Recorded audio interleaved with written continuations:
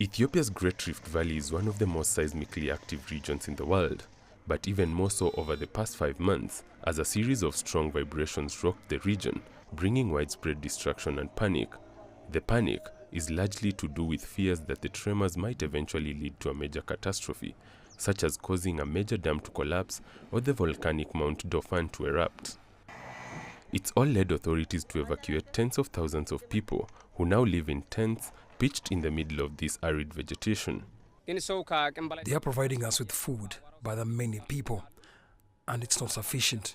As you can see, we are on a dusty field. We have children with us and are also facing a shortage of water. We are displaced from our good and peaceful life. Our current situation is very difficult. We no longer have the same food as before. We are in survival mode. The UN Office for Humanitarian Affairs reports that authorities have evacuated over 60,000 people living in high-risk areas. Many of them are pastoralists who have been forced to leave their livestock behind.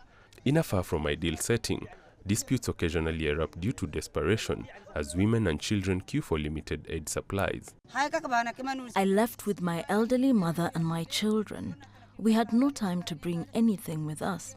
It was a natural disaster and we fled for our lives. As you can see, this is the condition we are living in now. In such an overcrowded and often unsanitary settlement, there are also fears over the spread of disease. Local authorities are trying to create awareness about this, and they've also opened a health center.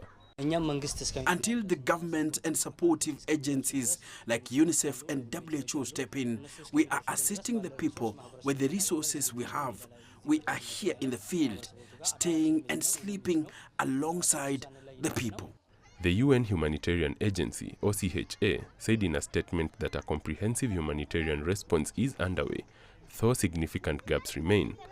Although the displaced are holding on to hope that the situation will improve, it is not clear when they will be able to return to their homes and their normal lives. Experts say the region is known as a volcanic tectonic zone. Although there hasn't been a volcanic eruption, magma is spreading under the Earth's crust into a large fissure about 50 kilometers long. Some sections of the road bear the scars of the seismic activity.